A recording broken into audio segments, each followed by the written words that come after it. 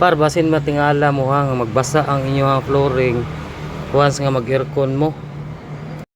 Ayun, what's up mga par. So ato ang job order par kay compressor repair. Ayan, gikambyohan og agtang ulo tawag ni Col. So ayan, magnetic clutch. So cleaning na lang pud par. So sama ani par oh. Gitubigan na to para ang problema niya nagbasa ang flooring, so sa kilid na moagi dire. So karon di nakaaga siya ang drainage di ay. So kay barado na. So katong yung mga aircon diha bantay-bantay gito ninyo nga kanang matingala mo nga wala na ibugnaw, muhinay na.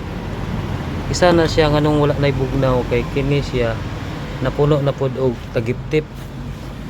So ang hangin pa ang blower di nakalapos. Mauna ni siya nahitabo, oh. Basta walay maintenance sa aircon.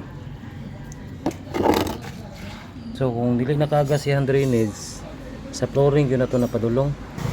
Ford Everest i-pull out ang iyahang nanapod ang mga pani angkol, oh. Mga tiradang pinagbabawal na technique. So aircon cleaning na lang po, tapos repair siya ang compressor. Kailangan butangan og pompar para walay mo escape hangin sa kilid para di masayang ang buga blower.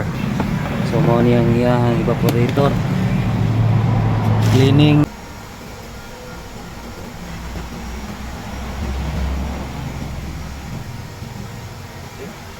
Kina daw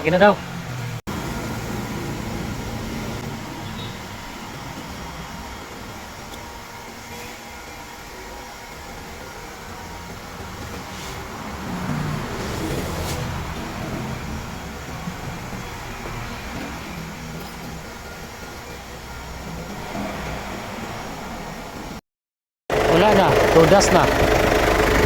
So nag moist na par. Pasabot na. Bugnaw na, amot lag magdugay ba? Yay. Ford Everest aircon cleaning. Unfix. Nag-drain at likod. Dual din ni siya par, dual evaporator. Kumuha na ni yung drainage. Wara, niagas na. Grabe hugawa man lagi ni. Nag-sprayan mo condenser Col. Okay, pabalik na. Alright, pabalik na. So murag sini kiti na. Iyan, human na siya karwas. Hapit. Okay.